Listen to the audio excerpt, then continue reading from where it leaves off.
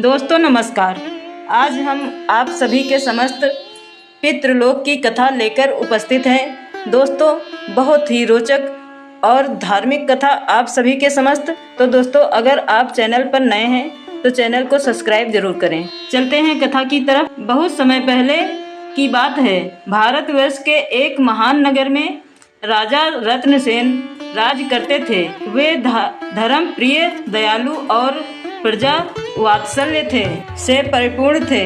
राजमहल वैभव से भरा हुआ था, परंतु रत्नसेन के हृदय में एक शून्य था। उनके पिता का देहांत अकाल में हुआ था और उचित श्राद्ध, तर्पण तथा दान का विधान वे ठीक से ना कर पाए थे। समय बीतता गया, किंतु राजा के मन में पितरों के प्रति यह अपराध बोध गहराता गया।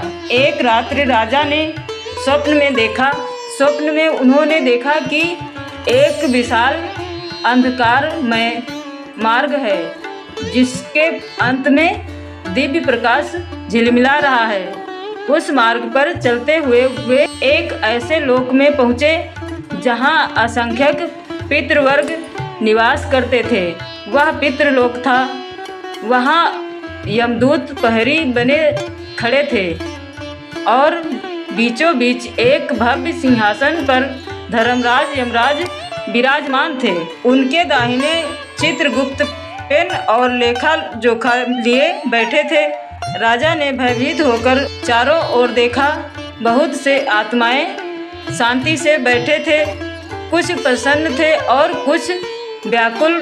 तभी धर्मराज ने गंभीर स्वर में कहा, राजा रत्नसेन, तुम्हारे पिता यहाँ प्रतीक्षा कर रहे हैं। उन्होंने श्राद्ध, तर्पण और पिंडदान की अपेक्षा की थी, किंतु वह अधूरा रह गया।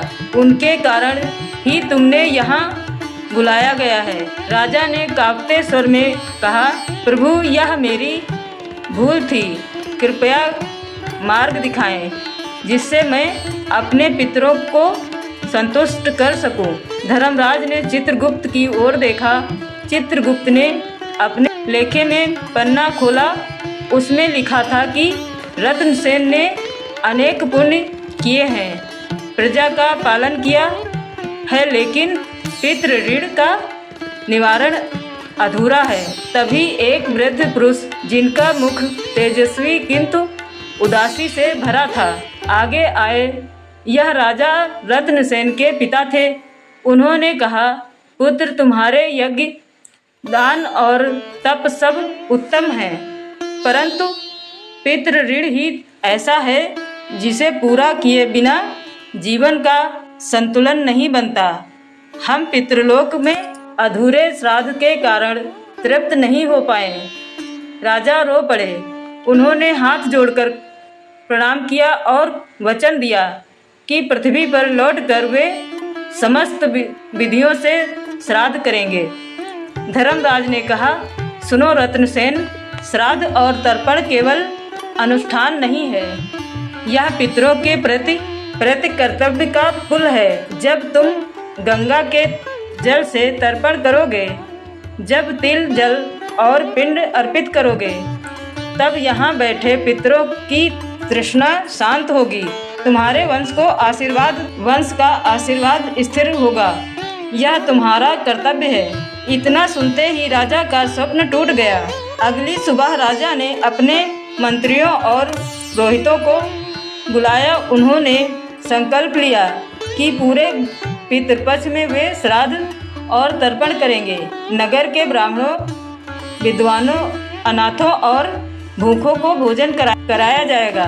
पहले दिन गंगा तट पर जाकर उन्होंने अपने पिता का नाम स्मरण कर तिल और जल अर्पित किया। वह दृश्य बड़ा मार्मिक था। गंगा की लहरों के साथ मानो पितरों तक श्राद्ध पहुंच रही थी। जैसे जैसे दिन बीते, राजा ने अपने कुल के समस्त पूर्वजों का स्मरण किया और विधि विधान से श्राद्ध किया। राजा के इस क्रम से नगर भी प्रेरित हुआ। प्रजा ने भी अपने अपने पितरों को स्मरण किया। दान, दक्षिणा और अन्नदान किया। नगर में पितृपक्ष का वातावरण छा गया। अंतिम दिन जब समापन श्राद्ध हुआ, उसी रात राजा को पुनः स्वप्न आया। वे फिर उसी मार्ग से पितृलोक पहुँचे। इस बार दृश्य बदल चुका था। पहले जहाँ पितृ असंतुष्ट थे, अब उनके मुख पर संतोष और शांति थी।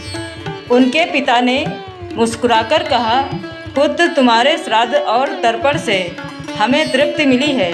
अब हम मुक्त होकर उच्च लोकों में जा सकते हैं। तुम्हारा वंश पितरों के आशीर्वाद से संपन्न होगा। धर्मराज ने भी आशीर्वाद दिया।